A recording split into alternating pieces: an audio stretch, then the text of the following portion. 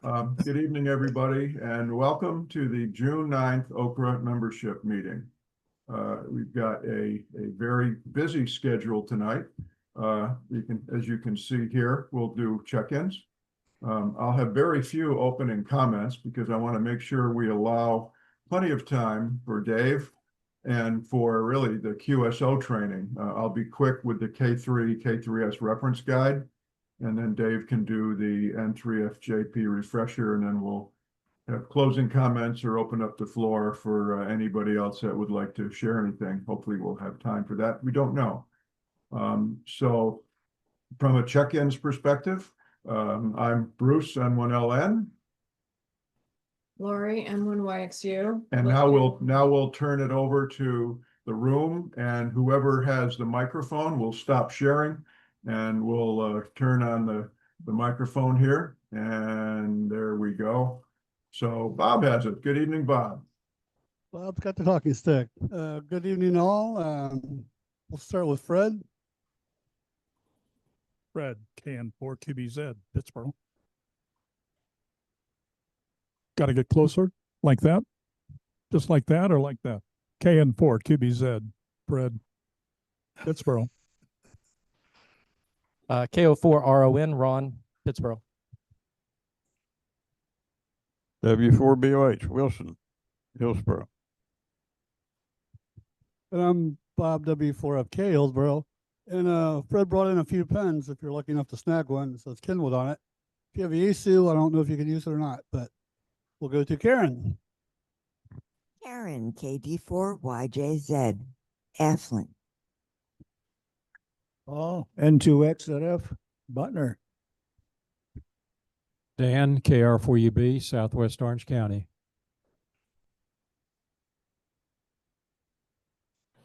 Brad, WZ4BSS, Hillsborough. I'm D, KU4GC, Hillsborough. And Paul, N0US, Hillsborough. Dave, W4SAR, Efland. I'm John, KM4 MDR, Eflin. I'm Dave, K4 DJW, Rougemont. I'm John. I'm new to this. I don't have a call sign yet. Boyd, KO4GJO, Hillsborough. Hold on. We have questions for John. Where are you from, John? I'm from Burlington. Wow. I telework from the state of Virginia. I work on radios for the Army.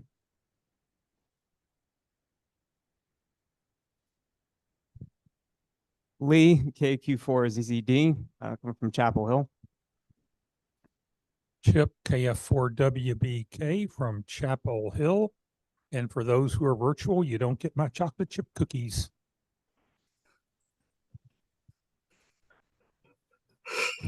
Tim, KC1TWR, Carborough. And how do we want to do the Zoom people? Yeah, Lori has them all listed down, so she can go through them. Yeah, the folks on Zoom include Bruce, me, Joe, K4SAR, Randy, KF4O, Jerry, KR4DTD, Charles, KQ4TNF, JR, N4JQR, Dave, NA4VY, Aurora, KN4VXB, and we also have Gary. And Gary, apologies, can you give me your call, please? Yes, AI4GT. Thank you very much. AI4GT. And I also see, I think Ken is joining. He is just connecting to audio, so I will get him down in just a minute. Did I miss anybody on Zoom? Ken just joined and he's KO4DHJ.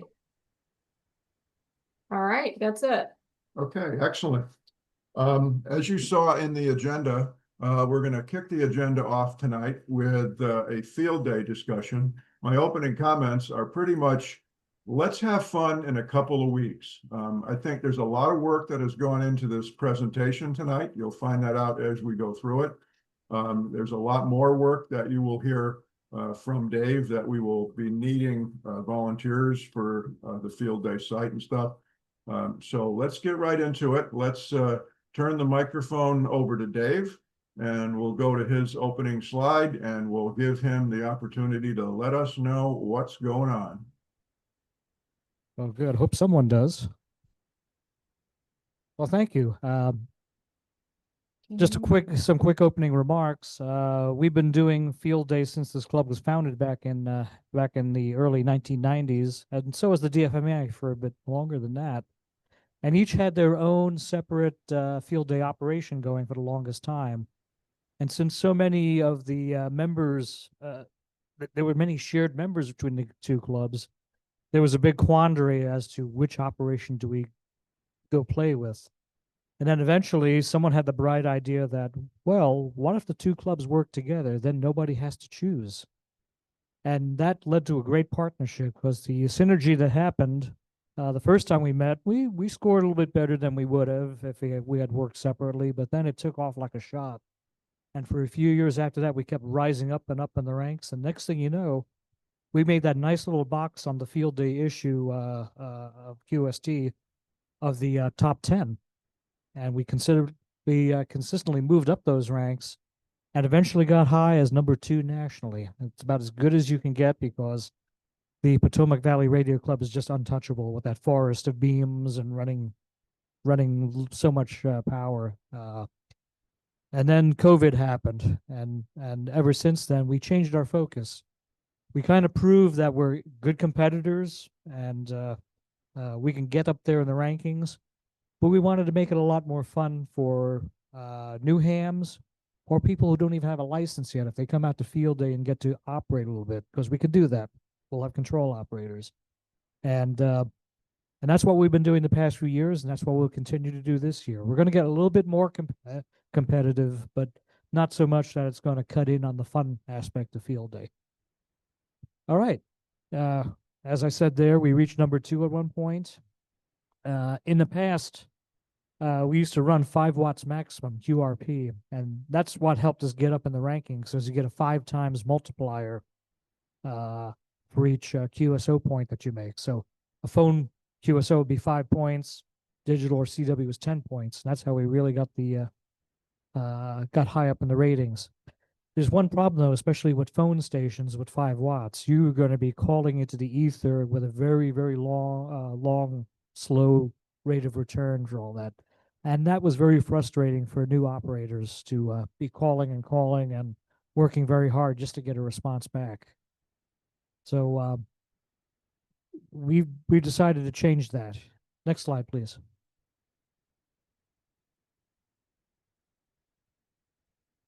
Okay.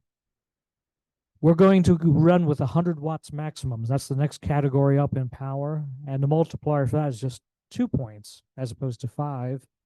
But it seems to be that we're getting a very good rate of return that might make up a little bit for that multiplier. But more importantly, for the phone stations in particular, people are going to hear you better. And we're going to get more people talking back at you and not asking you, what's that category again, 2 or 3 times before they get us. You know, it'll work a lot better. Last year we ran 5 stations. This year we're going to be doing 6 HF stations and using commercial power out of a home-based setting. So that's going to make us a 6 delta operation. We could put up as many as 6 signals at the same time, running off commercial power, and we'll be running 100 watts maximum. We're going to have band captains or other control operators at each station to provide guidance to newbies or people who need a refresher.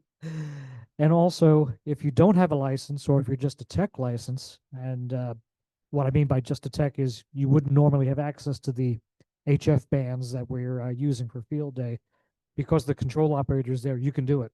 You could work those stations. And we're going to need operators around the clock, because we're going to be doing setup on Friday. We'll get more into that later. But the active operation periods is from 2 p.m. local time on Saturday all the way around the clock to 2 p.m. on Sunday.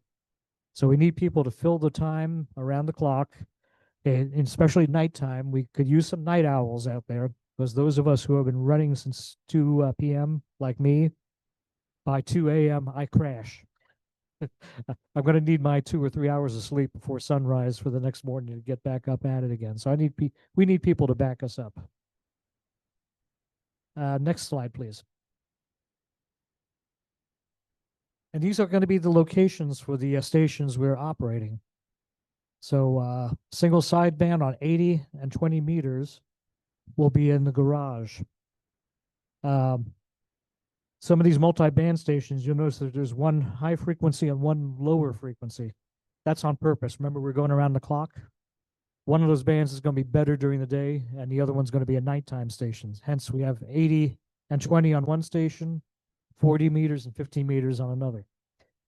Okay, that's a single sideband. We have 80 and 20 in the garage. 40 and 15 will be in Joe's trailer. And then 10 and 6 meters, if they're going to play with 6, will be in the barn, which is air conditioned.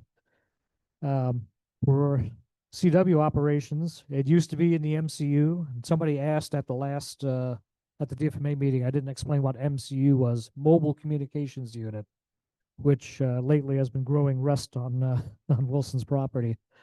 Instead, we're going to be holding CW in Wilson's Land of Magic, and they're going to be setting up 2 transmitters there for CW. So they're going to be running 2 different bands at the same time. One may be running, other will be hunting and pouncing. And when the competitors are doing a big long run there, if we have any new CW operators, they can step onto that other station there and do their work there and let the big guns go ahead and run down as many QSOs as they can. For digital, I'll be setting up a tent on the field right next to the driveway. I had problems last year. The digital station used to be in the garage right next to the 20 and 80 meter sideband station, but whenever they keyed up, it swamped my rig. I was getting desensed. So I'm going to give myself a little bit of separation from there this year. And most of us digital stations, the other operators around the area would like me to be as far away from them as possible for some reason. I'll be moving out on the field just a little bit so that I'll try to keep the peace with my neighbors, shall we say. And you'll notice there's an asterisk on the tent and on the garage station. That asterisk means those are accessibility stations. One year when we were set up, all the stations were up on garage, up and upstairs, or they were in trailers that had steps to get up. And we had some members of the club who were in wheelchairs or for whatever reason they couldn't handle steps, they couldn't operate. So I made sure that from then on, we have some stations available that people can readily access without any steps involved. So one's in the garage, the other will be across the grass on the field, but still reachable. Next slide, please. And these are the band captains we have lined up so far. So CW, all bands that can work will be Wilson, W4, VOH, and that will be in the Land of Magic, as I mentioned. Digital will be myself, primarily on 40, 20, and 15 meters, using the tent out on the field. Single sideband in the garage, 80 and 20 meters. Karen has volunteered at the band captain. She wouldn't mind having a co-captain to help as well. So, we'll need to line up operators for that station. So primarily 20 meters during the day, kicking over to 8 meters at night so we can annoy all the grumpy old men holding their nets that on the same frequency for the past 20 years. 40 and 15 meter sideband will be Joe K4SAR and Bill K4RAN. That's Joe's trailer, which will be also on the field. And last will be 10 meter single sideband digital. That'll be Dave, NA4VY, and Paul, N2XZF. And they'll be up in the barn, which is up some stairs, but it's a nice air conditioned space. So, and they'll be operating over there. Any questions so far on anything I've shown so far? Karen, go ahead. The question was, can anybody operate on these different bands? And the answer is yes. You can move around from station to station and operate different modes, different bands, whatever you like. Do coordinate with the other band captains. They have gaps in operators or loggers. They'd be happy to take you on for certain times to help them with that. Next slide, please. Okay, we're going to go to the overview. Our primary setup day is going to be Friday, June 27th. Now, it used to be when we were a club operation, you were limited to a certain 18 hours of setup time, I believe. So it used to be we would do 12 hours on Friday, and the last 6 hours would be on Saturday morning for the setup. We don't have that restriction with the home station, so we can start setting up in advance of that. But on Friday, it's really the best day where we can get as many bodies together as we can to help raise wires, help pound in ground rods, help people set up shelters. There's all sorts of work that needs to be done. And frankly, the more people we have involved doing it, the more pleasant it'll be for everyone, especially if it's a hot and humid day. We don't want people to get overheated. It's a lot better if we have a number of bodies helping out. And oh, question about land. Yeah, see, I explained about the MCU, but not the Land of Magic. Let's have Wilson explain what the Land of Magic is. I think he didn't want to admit that he knew. I have a basement, and it's all under the house, and it's full of radio equipment.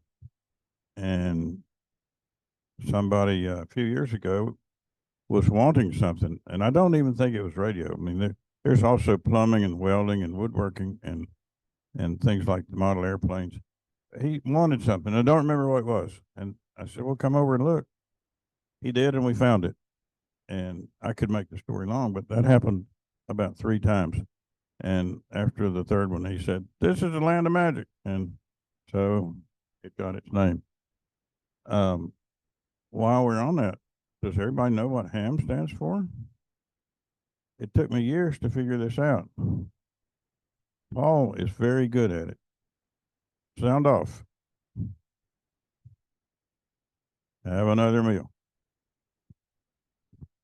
Thank you, Wilson. As I said, that's the station set up in Wilson's basement, and that's where the CW operators will be working essentially. So, as I said, we're going to need help with any raising of masts, lifting wire antennas, running feed lines, grounding, flagging guy lines, and that'll take part for the good part of the day. At 6 p.m. that day, we're going to have a big potluck dinner for everybody, for family and friends. We'll go into that a bit more later on, but that's the biggest social event that the two clubs hold together every year. There are going to be several dozen people there handily for that. And last thing I'll be doing that night before I go home is at 9 p.m. the digital station can get onto PSK 31 and copy the ARL Field Day Bulletin, which gives us a 100-point bonus. Yeah, that's the easiest way to do it. Get their digital output. I copy it, drop it into a word processing file, save it. That's it. And that can be done properly before Field Day itself kicks off and not cut into our operating time. Next slide, please. All right, Saturday's the big day. So start early. We're going to do the final testing of stations, make sure you're working out the bugs. I usually find that something goes wrong just before 2 o'clock, so I got to sit down and work on it. And from then on, 2 o'clock local time, we're going to be full on for the next 24 hours. Again, we're going to be a 6 Delta operation, 6 HF stations running off the commercial power grid. And then that evening, dinner will be on site. We're going to have pizza to be delivered, and that's for operators and their helpers on site only, please. The potluck the night before is for everybody, the extended family, so to speak. We'll get together for that. Here, we're just going to feed those people who are actually helping or transmitting or whatever on site. Next slide, please. Sunday. On Sunday will be the final push. And early morning, usually around sunrise, just before sunrise, you're getting some really good, excellent gray line propagation. So I'll be up early as well for that. We'll have breakfast on site. And then on the final hours, you're going to see many of those big gun, those very loud stations that have been parked on a certain frequency all through the weekend. All of a sudden, they start turning into hunters and pouncers. They start moving around, and we could flip flop them. We could start occupying spaces they haven't used and try doing a run. More on that later. And if they're hunting and pouncing, they may be listening for us. If we haven't worked them, they may come to us. And then again, after 2 o'clock, we're going to need a lot of hands for the tear down of the stations, especially since a lot of us who have been operating for hours and hours are going to be very tired. So we're going to need some help taking things down in a controlled manner and get things put away. So any questions so far? Next slide, please. Okay. The complete exchange is the call sign, the class, and the ARL RAC section. That's their equivalent in Canada of each station. So no signal report is necessary. You don't have to do 5x9. You know, if they could hear you well enough to copy your exchange, that's good enough. For DX stations, you just mark them as DX. So at the field day site for CW and digital, it's W4EZ. That's the call sign we're using. Actually, that should be updated to 6 Delta November Charlie, 6 Delta NC on digital and CW. For phone, it's Whiskey 4 Echo Zulu, 6 Delta November Charlie. Or you could say North Carolina, but if you stick with phonetics, they'll understand that as well. Home stations, format is above. Your class will be the number of transmitters, and either Delta class, commercial power, or Echo class. What I'm talking about is those of us who may be operating at home before they come here. That's most likely what you'll be doing. So Echo will be batteries, Delta will be running off commercial power. Next slide, please.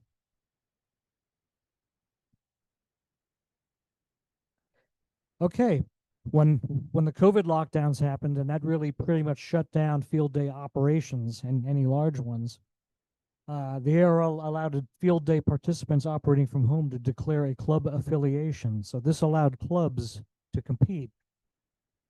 So when the home station submits their log, they may declare a club affiliation. So their own score will be ranked, and the club aggregate will appear in parentheses next to their personal score. So the aggregate score does nothing more than bragging rights. It doesn't change the rankings of either the club or the club station or the home station itself. But like I said, bragging rights. We did very well a few years ago. We ranked number 13 nationally out of all clubs submitting aggregates. So we ranked much lower in 2023, and then last year, not as many people competed in that as well. So for those of you working at home, when you submit your log online, there's a drop-down list. You can click on Orange County Radio Amateurs and Durham FM Association. If you look at the drop-down window, there's several iterations of that we've done over the years. We want to stick with one, so it all goes to that one aggregate. So that's the one we're going to use. Next slide, please. And one point okay, it's there at the bottom. Logging at the field day site, we're using laptops preloaded with the N3 FJP field day logger. I'm going to do a demo on that after the slideshow. Very user friendly, and it will be covered under my particular license at the club field day site only. The CW team will be using N1MM, which is a freeware program, which most competitive stations make use of. It's got all the bells and whistles they need. It's great at interfacing, statistics, everything. The only one thing is I look at it and I stare at it because it's not very user friendly. There's a big learning curve. Once you learn how to use the tools within it, it's a great program. But if you're a new person, N3FJP will work much better. It's a lot more intuitive, a much more user-friendly interface.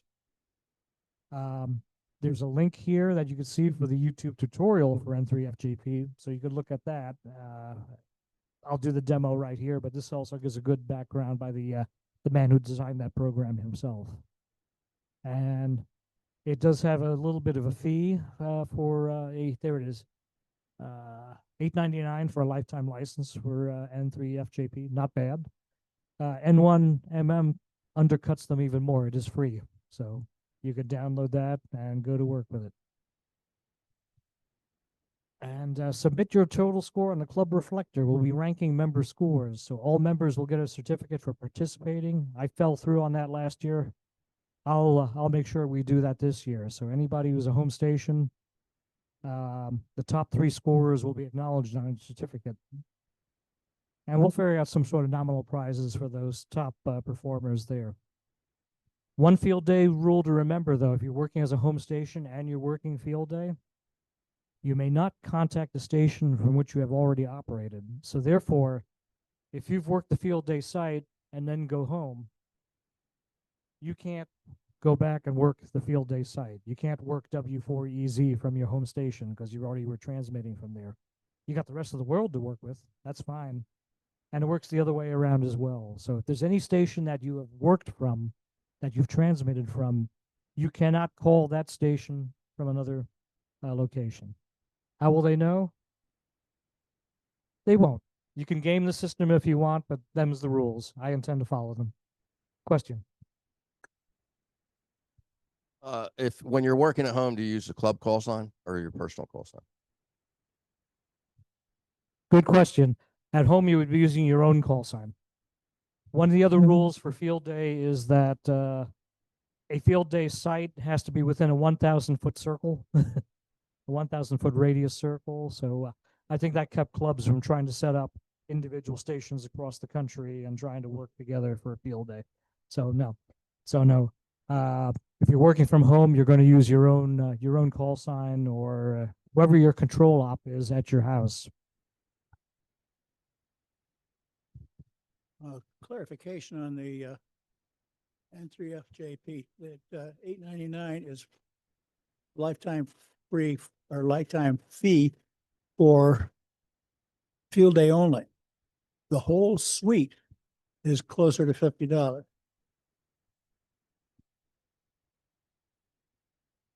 Yeah, he brings up a good point. I bought the whole suite some years ago, and that I'm covered on that for all the way through.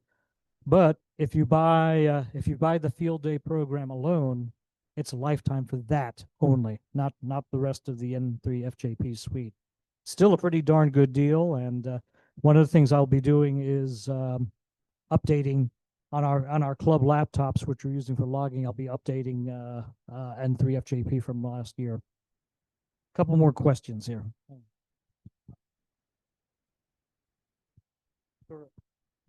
Yeah, to clarify, you only need to buy the license for your home station. For the field day operation, I can use my license, even though it's under my call sign W4SAR. N3FGP allows me to use it for all the computers on one particular site. So I can cover all the stations on the field day operation for that one fee I've paid. Did you have a question?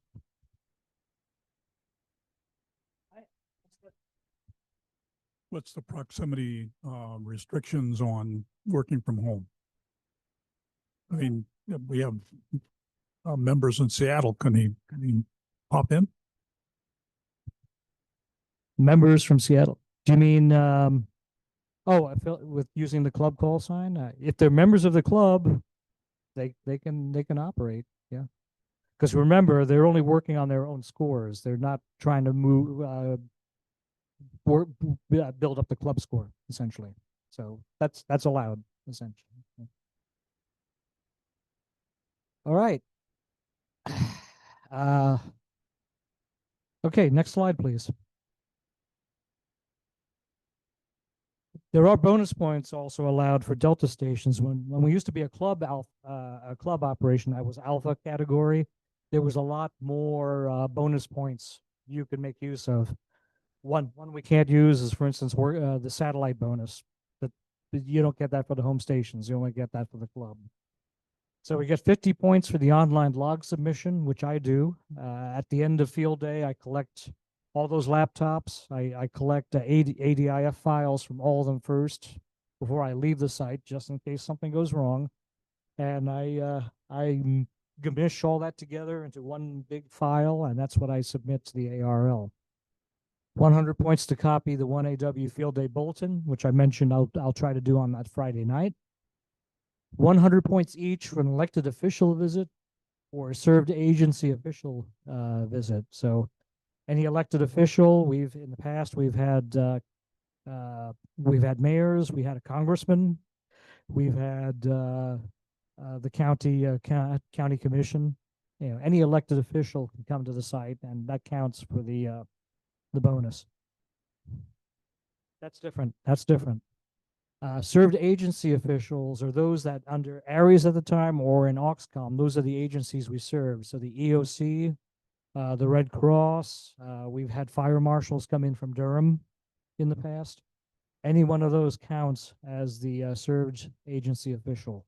That's 100 points. Now it only counts once. So if you get a bunch of them coming over, no, you can't get 500 points for having 5 guys show up. But if you have one of each category, you get the 100-point bonus. 100 points media publicity if it is published or aired. Used to be if you'd made the effort and showed that you've done so, you'd get the 100 points. Now it's not good enough now. Now you have to actually get us coverage. Here's a good one, which we very rarely get all 100 points over the years. 20 points each, up to 100 points for youth operators up to 18 years of age. So each youth operator will get us 20 points. If we get 5 youth operators, and usually we get enough visitation from families and such that we'll get 5 young people out there. All they have to do is make one QSO, and you mark it on your log, and we got the 20 points for them. So let's try this year to see if we can actually get all 5 of them knocked out and get the 100 points. And then 50 points is the field day responsibilities bonus. On the club stations, this is the safety officer, and it would have been 100 points for the safety officer. For the home version, it's a field day responsibilities bonus. It's just about the same checklist for safety items, and we get 50 points. Bill KI4RAN ran the checklist for us last year and got us the pointage, and he'll do that again for us this year. Question? Those guys have got questions. You said 20 points each for youth operators. You don't specify licensed or unlicensed. Yep. And Paul brings out a good point. They don't have to be licensed. They just have to be youthful.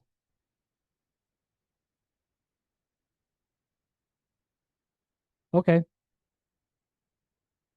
Yeah. Like I said, we will have control operators. So anybody who's not licensed, or if they have they don't have a license that allows them to work HF, they can come and do so. So not a problem. So encourage the young people to come out and work, and sometimes they'll surprise you. They sometimes take to work in a mic like a fish to water, and that kid's voice is a magnet for getting QSOs. Any questions on the bonus points?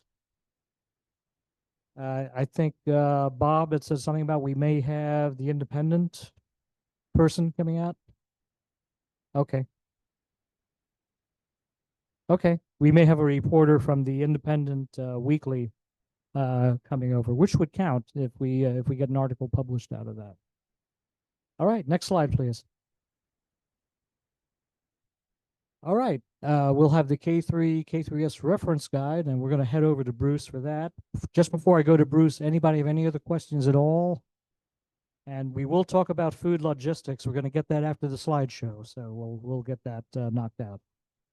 Wilson. I'll say most of food logistics. This is a club activity. I always say this, but without great success. That means that everybody in the club does something. So showing up at 1:45 on Saturdays, you can do, and you're welcome, but it's not the very best thing to do. I've been a slob for the last couple of years. The yard's in a mess and the garage is in a mess. So there'll be at least one and probably 2 work days for brush cutting and mowing. And we'll put out word on the group's IO, something like that, and try to get a little group out. Thank you. And Bruce, I guess I'll throw it over to you for the reference guide on the K3 and K3S. Okay, very good. Thanks, Dave, and great job.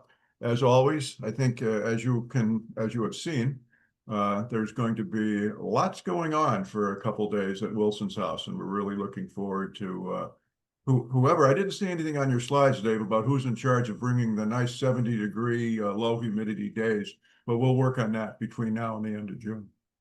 K3, K3S reference guide. At the last meeting, at the May membership meeting, we talked about, we try to have Elecraft stations at every operating position.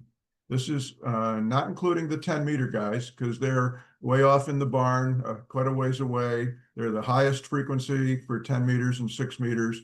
So we don't typically have any interference from them with the other radios. It's also pretty much the only radio, unless the CW station gets on 10 meters, that would be in the same operating band. So we try to keep Elecraft, because they play well with others, minimize the station-to-station interference. John said, everybody doesn't know how to operate a K3 or a K3S. It might be good, Bruce, if you put together some kind of a reference guide. So I did that. Started out with a picture of the K3, and you can see my crude, artwork here, because I took a picture of my K3S and placed it in the middle of this slide, and then just kind of drew lines to the buttons that I will be explaining. And essentially there will be 11 of them. Now, I'm not going to go into super detail at this meeting, because there really wouldn't be time to read everything that follows the specific topic. But I will be sending the full-blown description out. And when I say that, it's not like it's 100 pages, it's 3 pages. But if you're looking at how do you let's go to the next page. You'll see that what I'm talking about. You'll see, well, how do I even turn the thing on and off? Well, hopefully you won't have to, because they should be on, unless, of course, a thunderstorm is coming through and you happen to be operating. It'd probably be a good thing to turn the K3 off and also disconnect the antenna. Hopefully there'll be, if you're not familiar with it, there might be somebody there that would be, but that's, item 1, how do you turn it on and off? Item 2, band change. Well, at Joe's station, it's 15 meters and 40 meters. At the garage sideband station, it's 80 meters and 20 meters. At Dave's Digital, he's running at least 3 different bands. So it's good to know, how do you change the band? And a note inside that write-up, as far as how to change the band, you also have to make sure you're on the correct bandpass filter. And that's explained in the detailed reference guide. Filter adjustments. There's a shift and a width, okay? So basically, if you have the width too wide, you can probably hear many, many, many stations all at the same time, and you'd have trouble copying the one you want to listen to. So you would turn the width button, and you would narrow the filter down to 2.8 kcs or 2.2 or something like that. And you would get rid of a lot of the adjacent signal noise on the band, and you'd be able to hear the station that is calling you or that you are calling significantly better. AF and RF gain. Well, audio, that's the same as on any radio. That's how loud the noise is coming out of the speaker. And the RF gain is, how sensitive the front end is. Mode, are you on sideband? Are you on CW? Are you on digital? Most of the stations, with the exception of maybe the 10-meter station, which is not running Elecraft, will always be on the same mode. The Land of Magic will always be on CW. Dave will always be on digital. Karen will always be on sideband. And Joe will, will always be on sideband. So you probably won't need to select and change the mode, but it's there just in case. Antenna selection. Again, Very important if you're working a station that would be using multiple bands. If you're in the garage running 80 and 20 meter sideband, it may not be the same antenna. So when you sit down to operate that station, hopefully there will be somebody there that is skilled and knows how to change from one antenna to the other, or can explain to you when you make the band change from item 2, do you need to make an antenna change? And if you don't, you probably need item number 7, the automatic antenna tuner that is built into each K3. It's an option, but all the K3s that we're going to be using have the automatic antenna tuner. So items 2, 6, and 7 very much play together. Next slide, please. Okay, so this first slide was most likely to be used.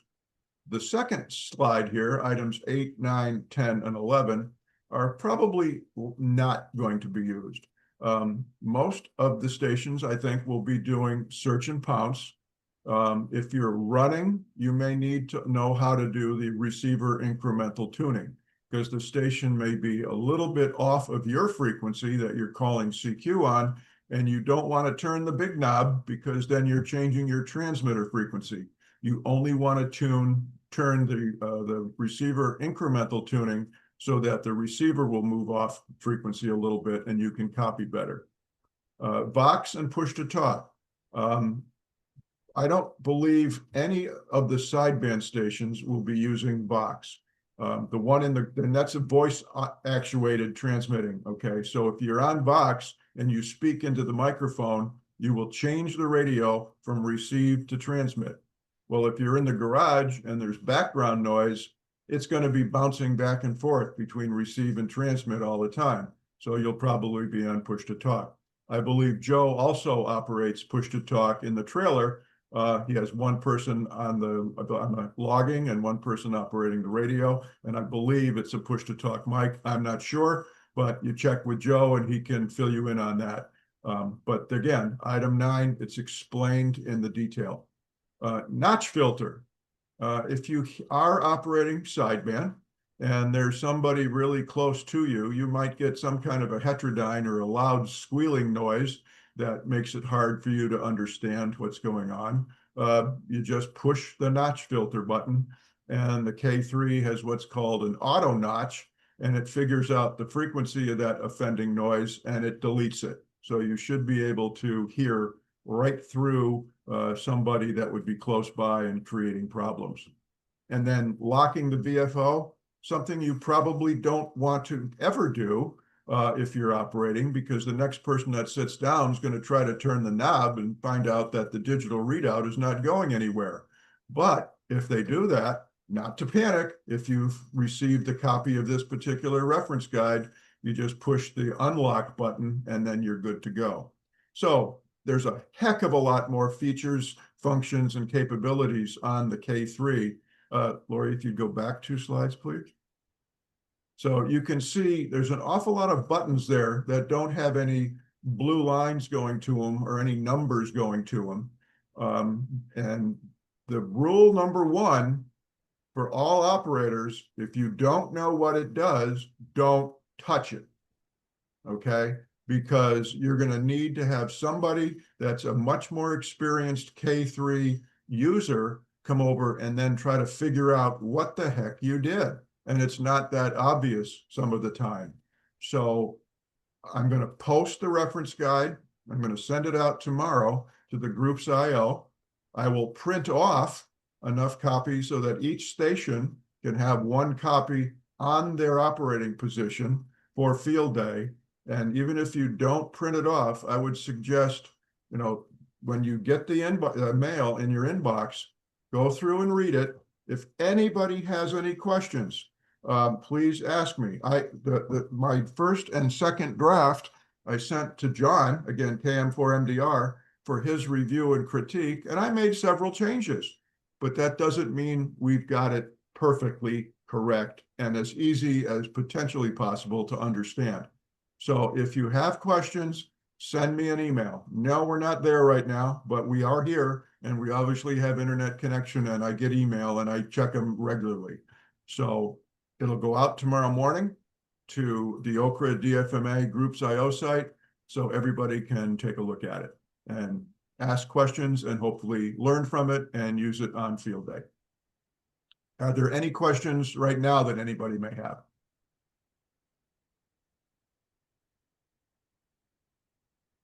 Okay, either the microphone broke or everybody fell asleep or there are no questions. Excellent.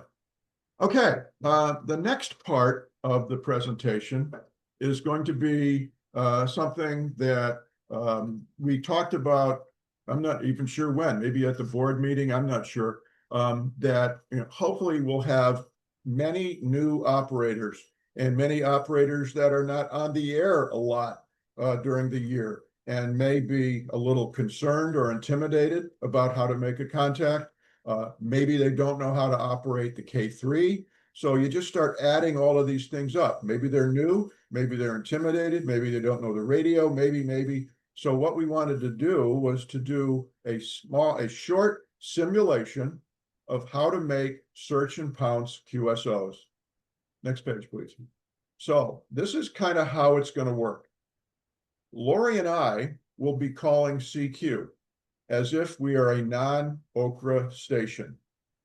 So you will hear us calling CQ Field Day, and we'll send out a call sign. Dave will be sharing his screen showing N3FJP. So Dave is going to be the logger, okay?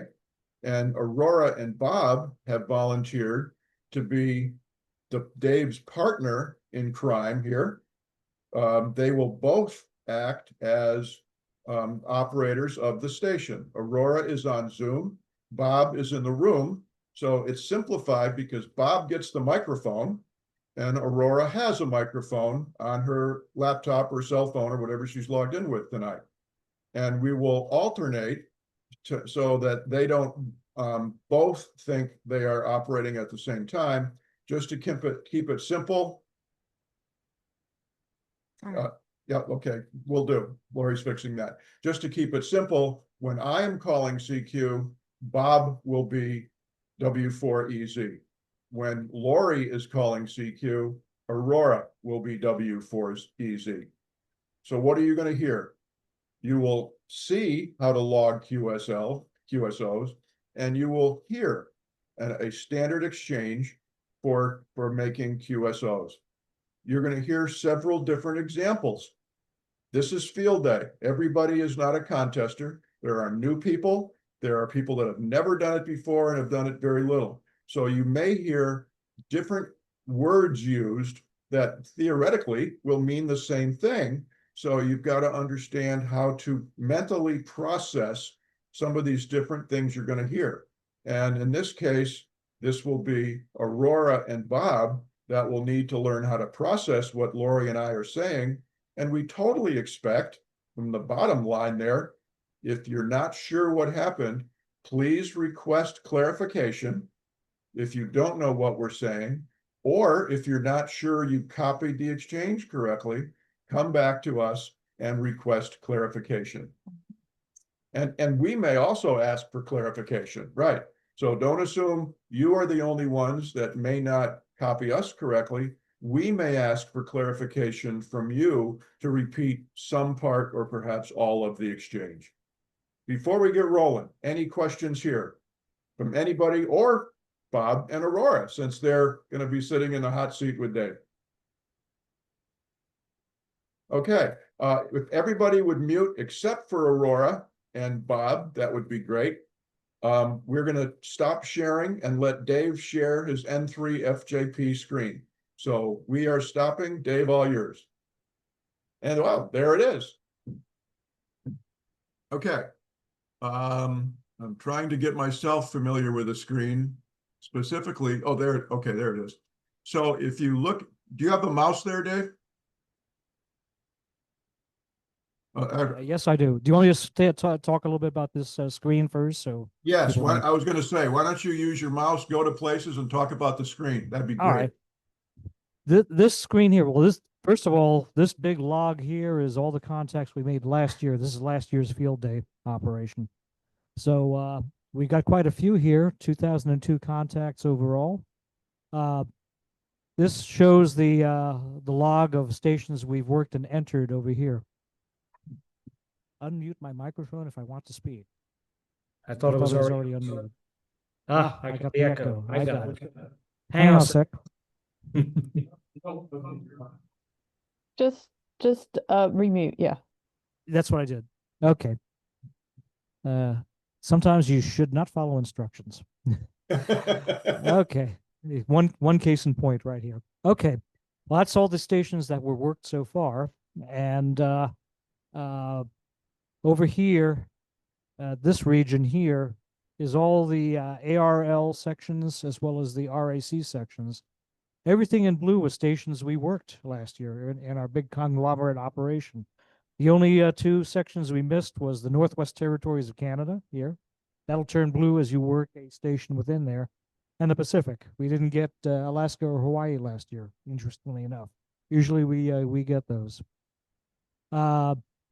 This is the area where we enter the material, essentially. Enter the call sign, we enter the class, enter the section. So remember, for it to be count as a contact, you have to have all three of those in there and entered and acknowledged on the other end as well.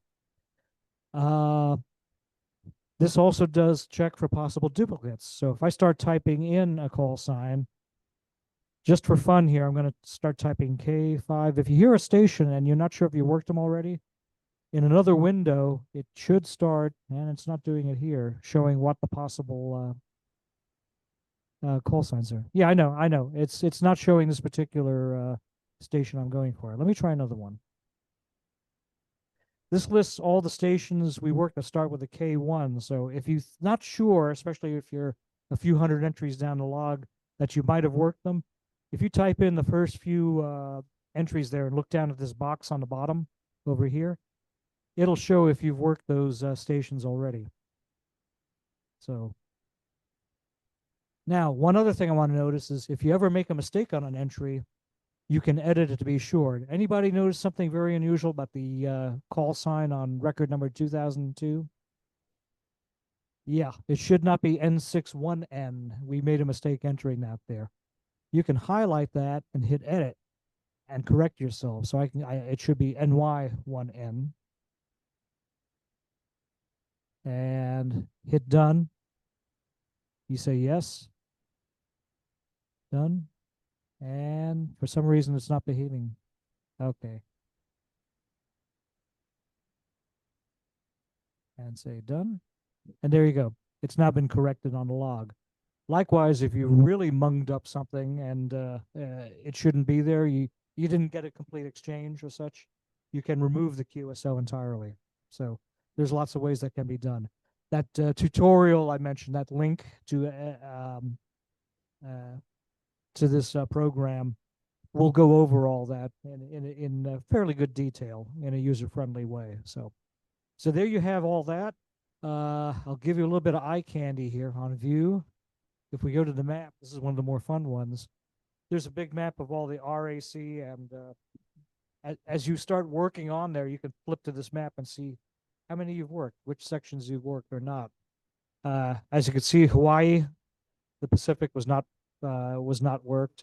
The same up here, it's just off the map, is the Northwest Territories of Canada. That's the two that we missed. But the map starts all white, and as you start working in the different sections, it fills in. And then there's other parts here where you can, hang on a sec, get this out of the way, where you can still get statistics and all that. But I don't want to go into that now. Essentially, that gives you a little bit of how this program works. And we're going to go ahead and move on to the simulation now. I'll be doing the logging for that. Excellent, Dave. Thank you very much. And I appreciate that. And I think that will help everybody know, follow what you're doing as we're making our QSOs here. So I'm going to start out, and that means Bob is my target. No pressure, Bob. Here we go. Okay, CQ Field Day, CQ Field Day. Whiskey 4, Oscar Charlie. Whiskey 4 Echo Zulu. Whiskey 4 Echo Zulu, 5 Bravo, Sierra Fox Lima. Copy 5 Bravo, Sierra Fox Lima. Copy Whiskey 4 Echo Zulu, 6 Delta.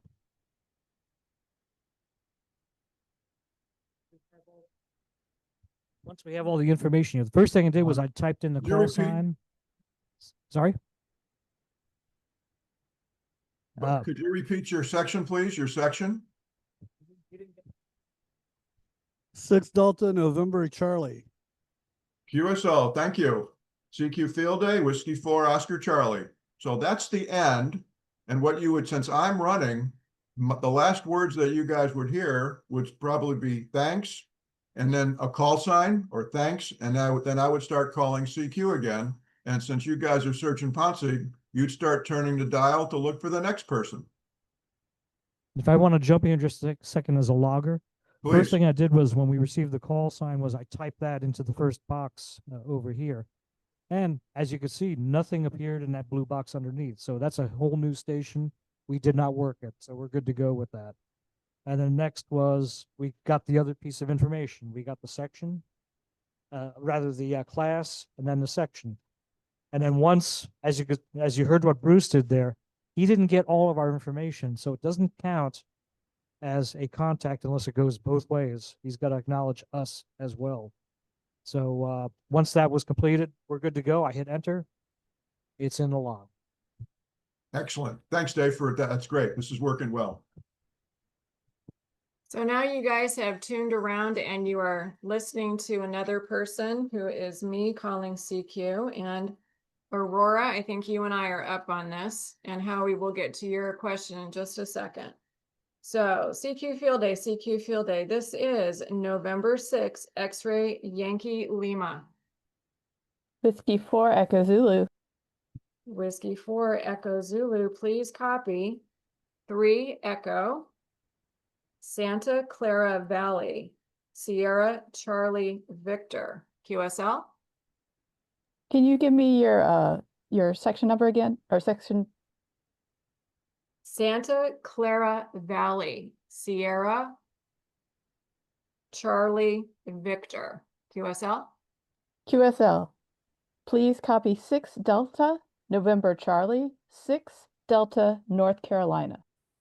There's a little QRM there. Can you please repeat your class again, please?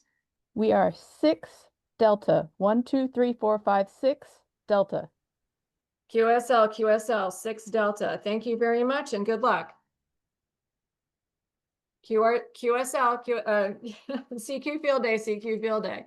QRZ. Okay, I'm gonna jump in again. Couple other tools I want to point out here that might be helpful. Remember that Aurora had a little trouble picking out what the section was. If you look over at 6 land here, it actually gives the proper abbreviations for all the ARL sections within the 6th call zone. So you could pop your eye down there and see that, there you go. There's an SCV right there, Santa Clara Valley. So that can help you pick it out. I'm just reenacting myself here. I always miss people's sections and have to ask for clarification. That was perfect. It was perfect. And there's more people are going to do that. It's important. If you haven't done this before very much, chances are most people don't have all the sections memorized, so it's very helpful. Both N1MM and N3FJP have lists like this. So you can look at it based on the number within the call sign, and hopefully that'll get you there. But then you have people like Lori and myself, N1LN, North Carolina. Sorry about that. We are not in New England. So when the FCC changed the rules that you no longer had to change your call sign based on where you're living, it kind of blew up that logic. But still, most people, and it's probably almost for sure, field day stations, the number will line up with the section because they're doing like we are, using a club call. Okay, any other questions before we move on? Howie. Oh, Howie had a question. Okay. I wanted to point out, can you hear me? Yes. I wanted to point out that whoever was logging W4OC actually logged W40C, which is a different call. Good point. Oh, looks 0 like I and get to use the O. edit function again. That was a test. Good catch, Alec. That was a test. Did I pass? You sure You, did. you get the gold star.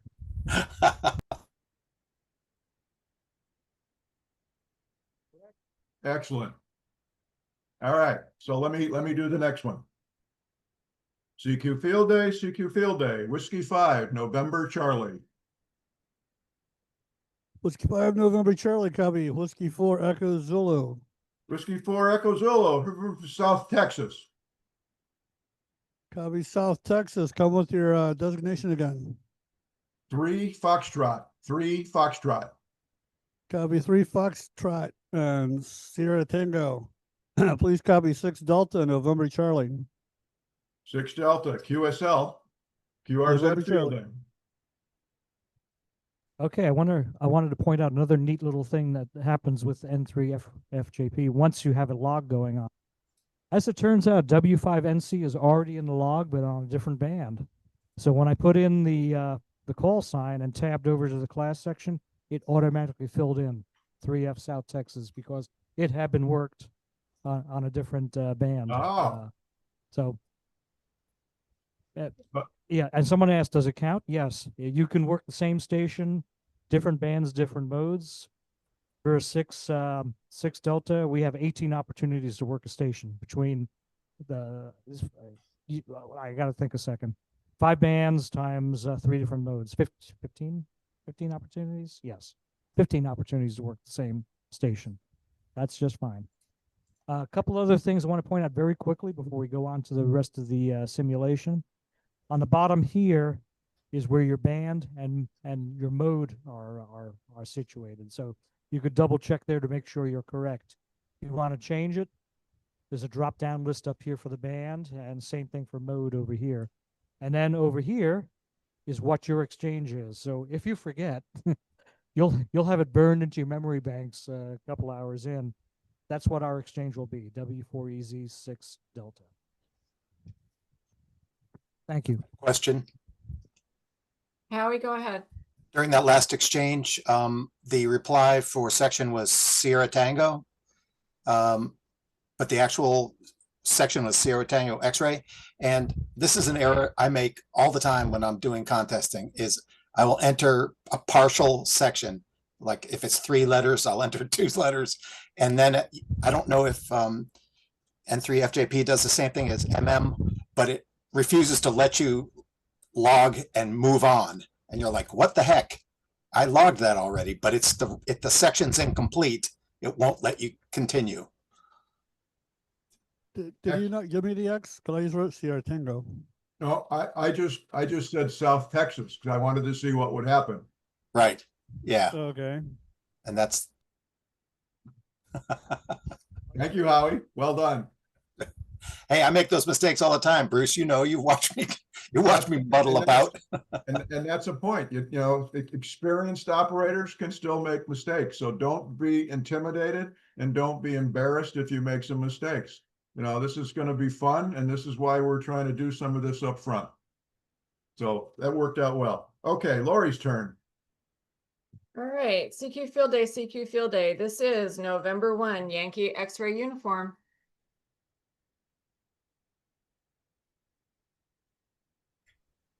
And I'm waiting because I didn't catch it all the first time, and I want to hear her call CQ again. Okay.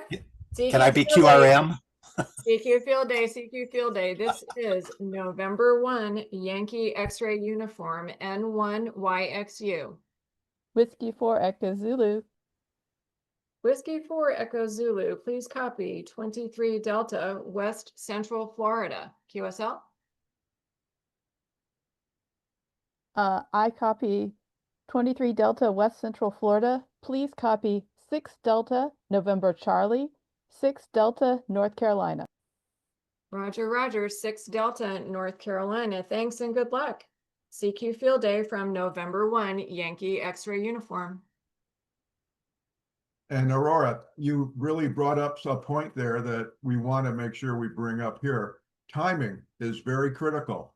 So if you're new making search and pounce field days, you may not be as fast as other operators would be for coming back to the station calling CQ.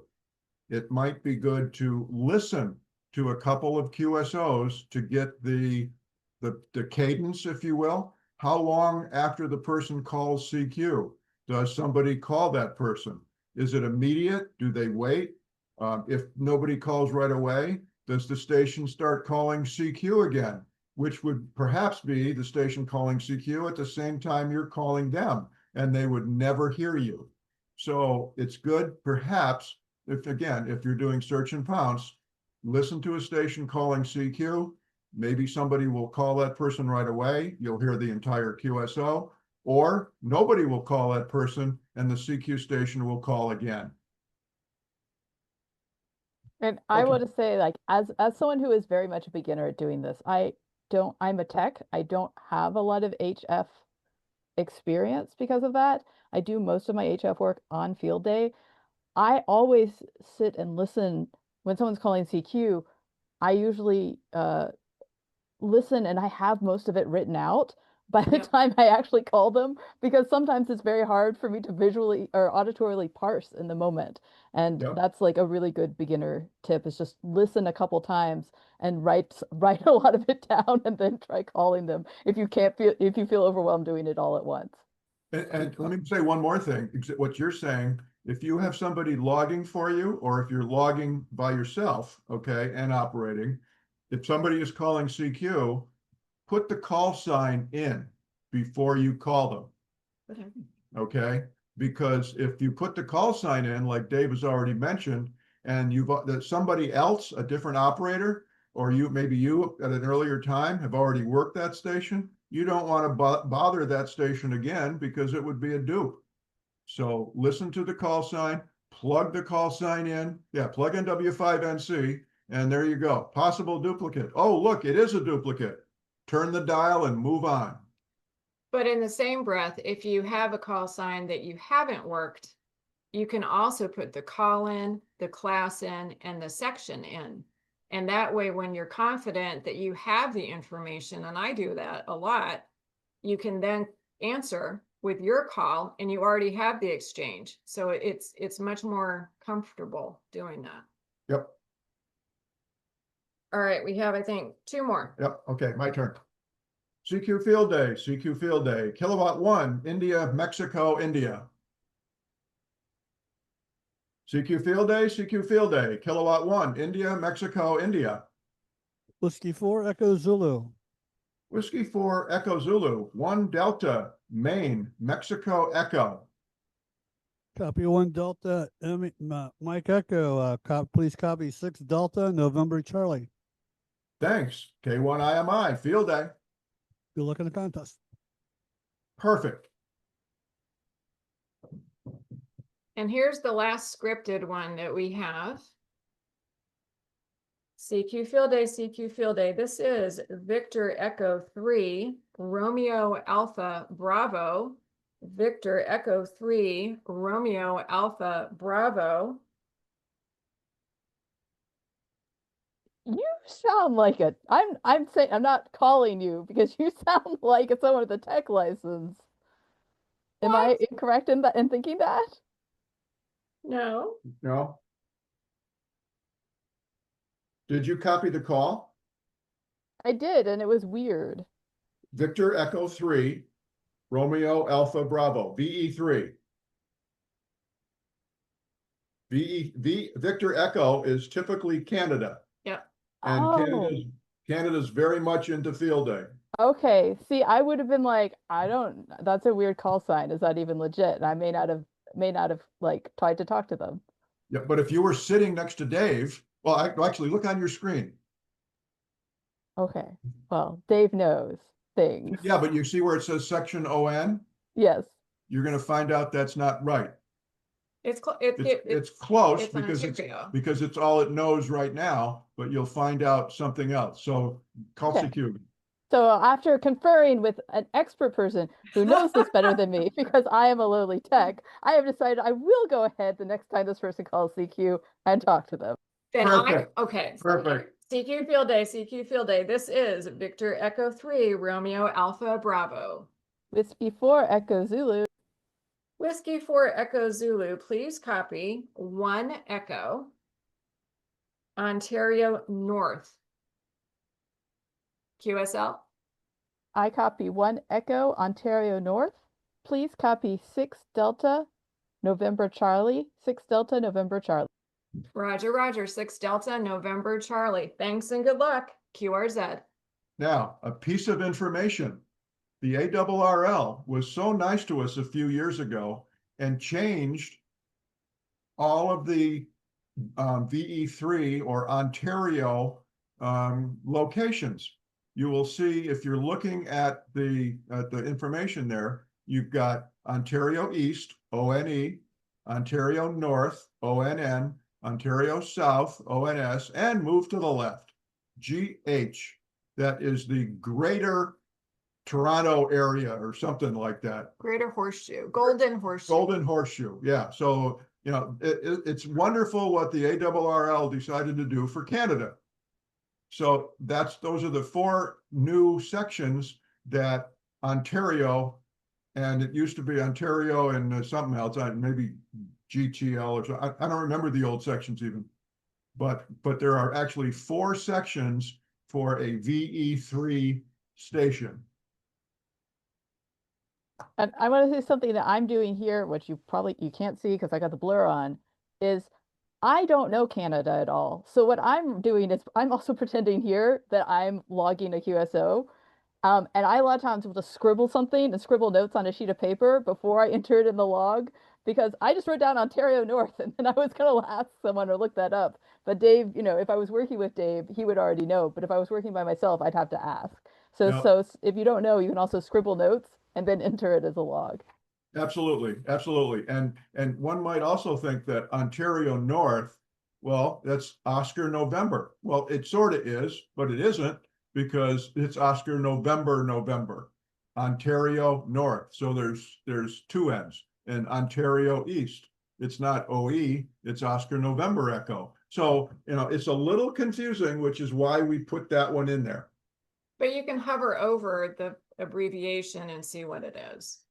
So, yeah, but it is a little confusing. Yeah, you can see when Dave's hovering over ONE, Yeah. look over at Ontario the possible duplicates on the side. It says Ontario East. Yeah. On the left-hand side of the screen. Yeah, and I was this many days old when I just learned you could hover over them and not ask someone. This has been very educational for me too. Okay, so that completes our QSO simulation.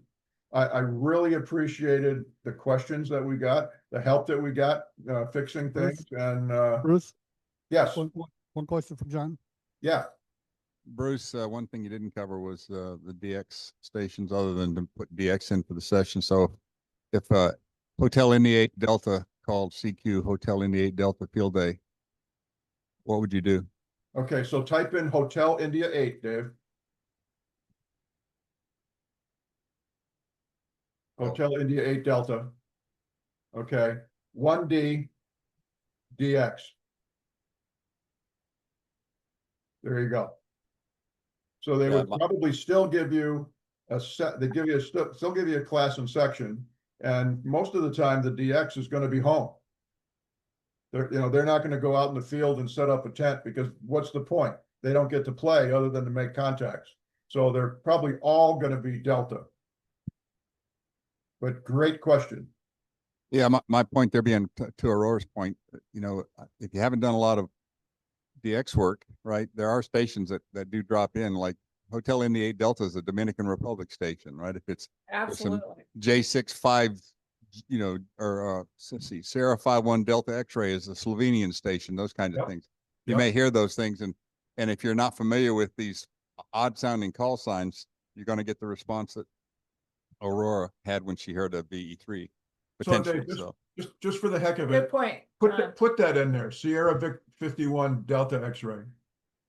See what it comes up down at the bottom. Okay, it doesn't do anything. Okay. I just wondered if we'd pick it up as a DX station, and it doesn't. Okay. Yeah, you're right. I mean, with 100 watts, you're gonna be working DX on sideband for sure on 20 and a good chance on 15. Nighttime, maybe 40, but there'll be so many US stations on, the DX might not be able to get through. But 20 and 40, or excuse me, 20 and 15 for sure. All right. Excellent. Any other questions before we move over to Dave? Dave, this has been an excellent N3FJP training session too here. Got one more question, Bruce. Okay. Will we hear any like Mexican stations or South American stations possibly? Absolutely. South America and Mexico are the same thing. So Dave, type in PY2 Alpha Delta. Papa Yankee 2 Alpha Delta. Okay, so it says nothing. If you're not familiar with that, that's Brazil. Okay, so I guess a CW rule of thumb, copy what you hear. Okay, and you probably won't hear Europe and South America and Mexico calling CQ. If you're running and you're calling CQ, there's a very high probability they will call you. But if you're search and pouncing, you probably won't hear them calling CQ.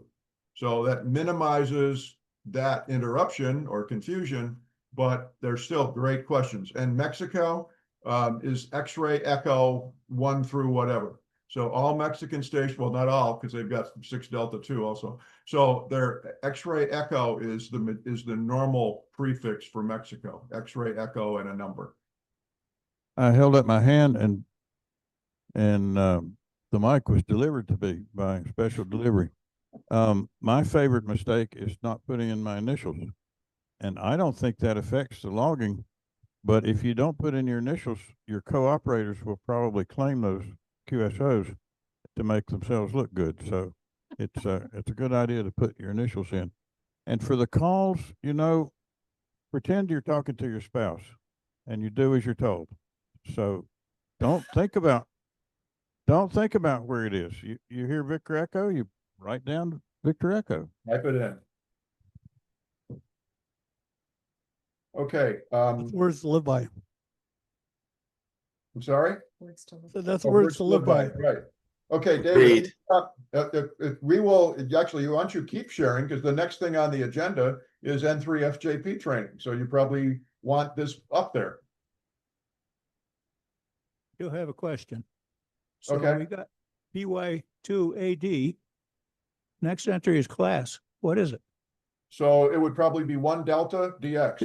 Do I have to put something there? Or can I just leave it blank and go to DX? I'm not sure. Leave it blank, Dave, and see what it does. Yeah, he doesn't have a microphone.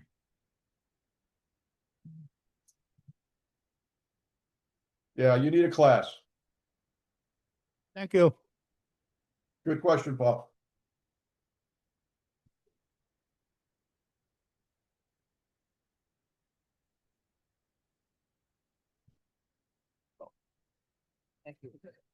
Yeah, essentially, you do need to have complete information for it to be accepted in the log. So you have to have the call, the class, and the section. And if you attempt to type an invalid section, one that's not on the list there, it'll flag that and tell you to make a correct entry there. So anyway, I don't have much more to add on N3FJP. I think we covered it mostly during the simulation there. If anybody has any other questions for me regarding this program, good question. Okay, let me here. You pull up the box called operator, and you could put the operator and initials. We could use that to have whoever's working the radio and whoever's logging, if you want to do that. Another reason I would use this is, remember when I mentioned the youth operator bonus? If you can get the name of that youth and put it in for the operator, that marks on the log where that person is to help document it for the bonus points. So that's how you do that. Howie, I think you have a question. Yes, the issue of people calling you in response to you doing CQ who are not participating in the contest. They will not give you a class. They might just hear your call and go, "Oh, cool! I want to talk to somebody in North Carolina." So typically in those cases, I'll ask them for the class again, and if they act confused, I'll just say, "Sorry, FD, field day," and then move on, because they're going to keep on saying, what do you need? What do you want? And it just, you can be there for 5 minutes with somebody who doesn't understand that you need information to log the QSO. Well, actually, what I've done in some cases like that is I ask them, are you operating from a home station? They say yes. Are you working on battery or commercial power? There's your class right there. So what? I get them in the log. Might go on sideband. It's get 'em in tough the to do log. that on CW. Yeah, Oh, CW. CW, yeah, I could see that. But on phone, I can do a couple of quick questions, get them in a log, and move on. And then there's the lazy ones. If I work somebody on CW that doesn't give me a class in these DX, I just type in 1D, because that's probably a 99.9% probability of being right. Right. Okay. I think what I'm going to do is I'm going to stop sharing this, because I think we've covered pretty much what can be done with N3FJP. And keep in mind, folks, if you're a little rusty on it, after I set up my digital station on Friday, I'm happy to show the logging right there. And as we set up the stations on Saturday morning, I will give people personal refreshers if you want to, if you need them on that. And pretty quickly you get the hang of it. Wilson has a question. Go ahead.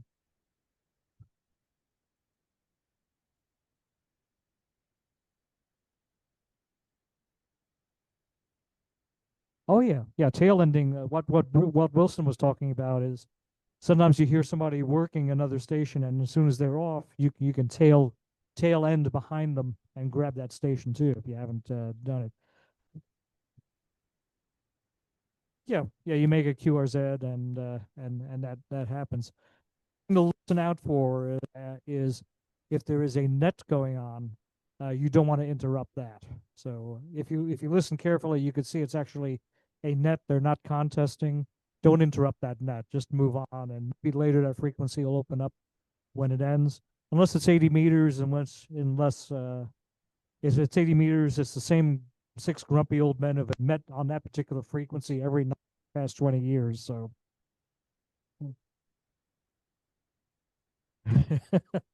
Indeed. But yeah, and be courteous. I mean, you're going to hear all kinds out there. And one other point I'll bring up when you're operating is if the conditions are poor, if you're calling and responding to a station that's calling CQ several times and they don't hear you, the propagation's just not right going back that way towards them. Just move on, look around down the band, work some other contacts. If you come back later, then they may hear you. So just don't waste 10 or 15 minutes just calling and calling, trying to get this guy. Just move on and find some others. And sometimes if you find a gap in the band, you can park there and you call CQ and have people come to you. So that's doing a run. And most of us will be hunting and pouncing, but if you find gaps in there, do runs.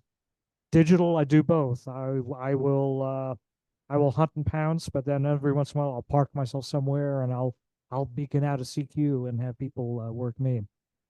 Any other questions before I stop the share here? And we're going to finish up a few more things for field day. Yes.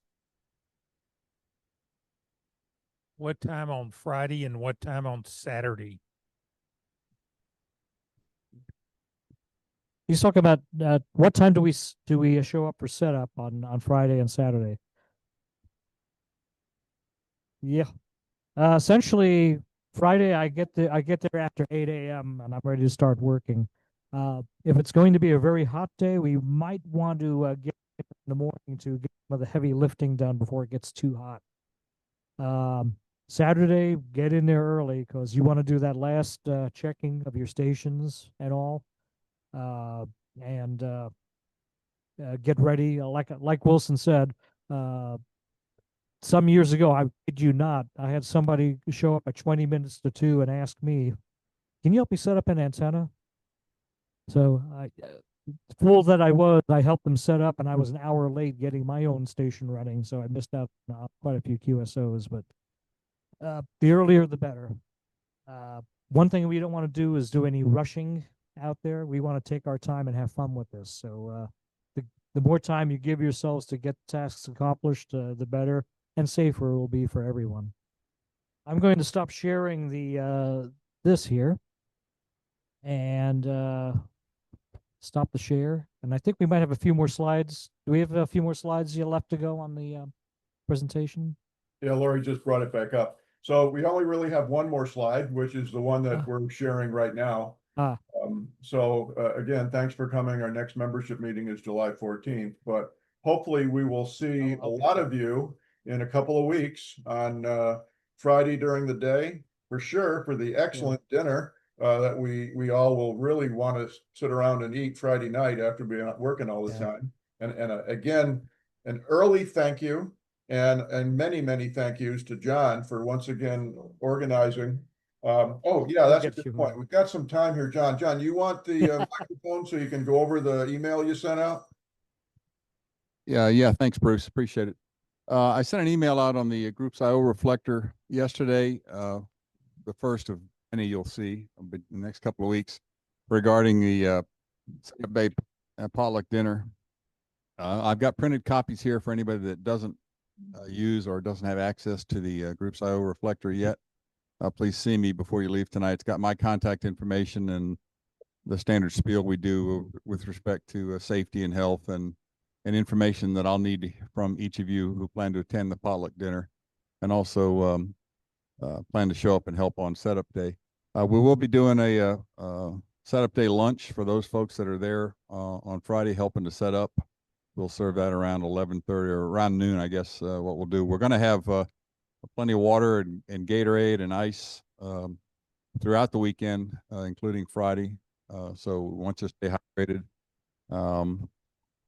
Let's see what else. In terms of setting up for the potluck dinner, if anybody wants to volunteer to help set up, I know, Lori, I got your email. Thank you for that. To help set up tables and just kind of get the dining area ready for guests. We usually start that around 4:30 in the afternoon, and that's just basically setting up the tables and putting out the furniture and getting the serving tables arranged and trash cans lined with bags, et cetera, et cetera. Some of that will be done for lunch, so we can use help with that. Most of the tables and chairs will be on the site by Friday morning or the morning of Friday. And if folks want to help unload my truck, we'll be bringing probably around 40 chairs and usually somewhere between 12 and 14 tables. It's always helpful to have hands to unload the truck, so I could sure appreciate any help with that. If you want to help, my contact info is in the flyer or in the Groups IO post. Please either call me on the phone or respond directly to the Groups IO post, or send me an email to the email info that's on the flyer here and let me know, and we'll coordinate with you to get that done. We sure appreciate it. It makes the job go a lot faster and a lot easier. I'm not getting any younger, and it's going to be hot, and we may have rain. This rain pattern here concerns me for the end of the month. So anyway, that's all I had, Bruce.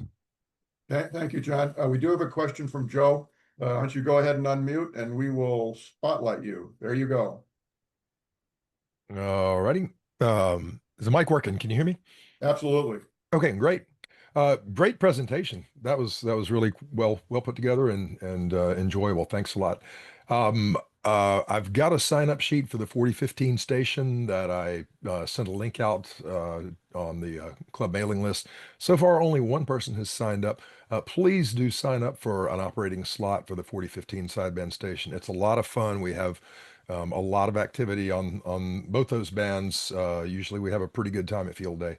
The trailer's air conditioned, and would love to have more operators to commit to come in and help us out. So thanks for that. You bet. And thank you, as always, for all the work that you do and Bill does for the 4015. One comment about 40 and 15. 40 might be open all day long. It's definitely open at nighttime. And 15 has been pretty good stateside. So you'll probably get those multipliers that are a little hard. Maybe Alaska, maybe Hawaii, get some of the Western California, Oregon, Washington, Eastern, Western Washington. So that'll be on 15. So if you want to try to work some of that stuff, go sign up with Joe and try out 15 meters. I got a word, Bruce. Yes, sir. Go ahead. Sorry to talk so much. If other people did their share, I wouldn't have to. Back here on the table, instead of Bruce selling radio equipment, we Artifact. Yellow pads, you can use at field day or share with your lawyer. Mildew and stain remover, white paint, pretty old. I don't know if it'll come out or not. Furniture polish, make your wife really happy or spouse, whatever. Armor all if you're getting your car ready to sell. And a priceless flashlight. It'd be nice to get $1, but you don't have to pay. The main thing is that they don't go home with me. And last of all, I have at least one K3 hooked up all the time. So people who really care about that, come over and try it.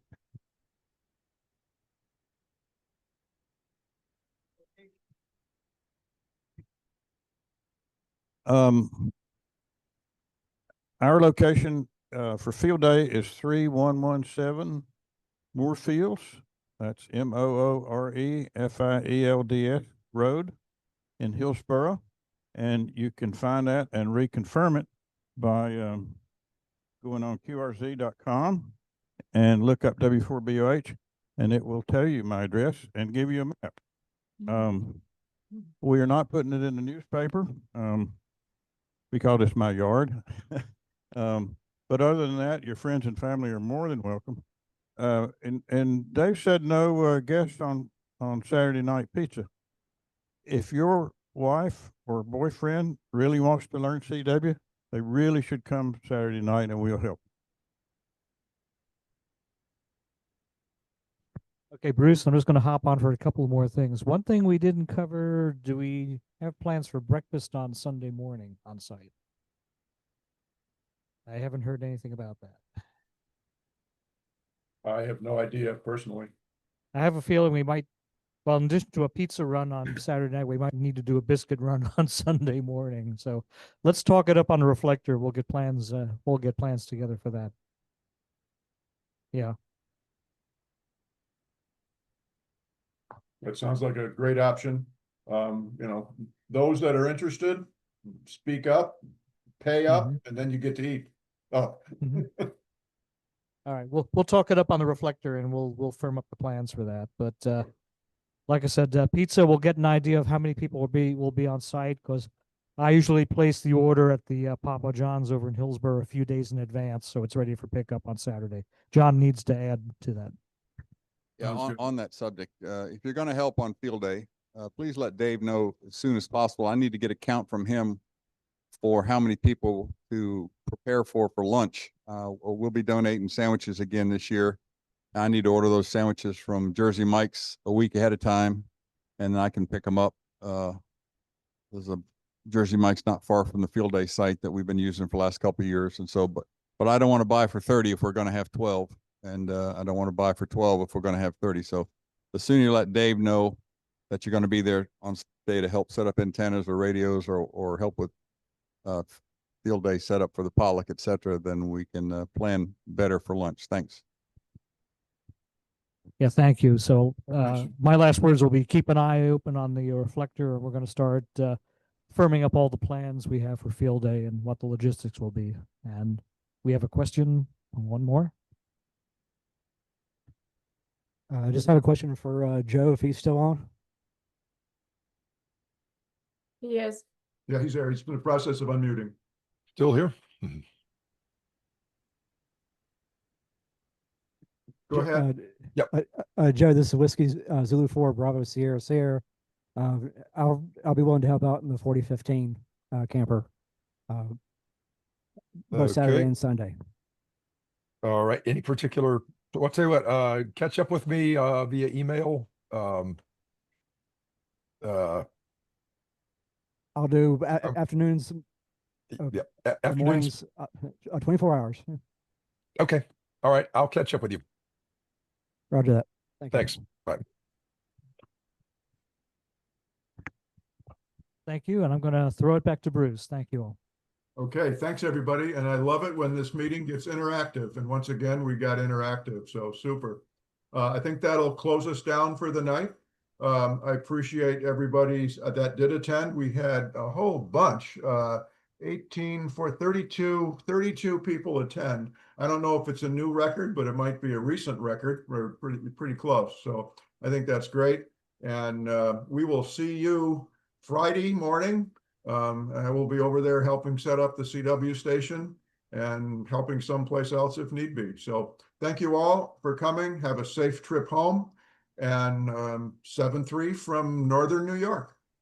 And why?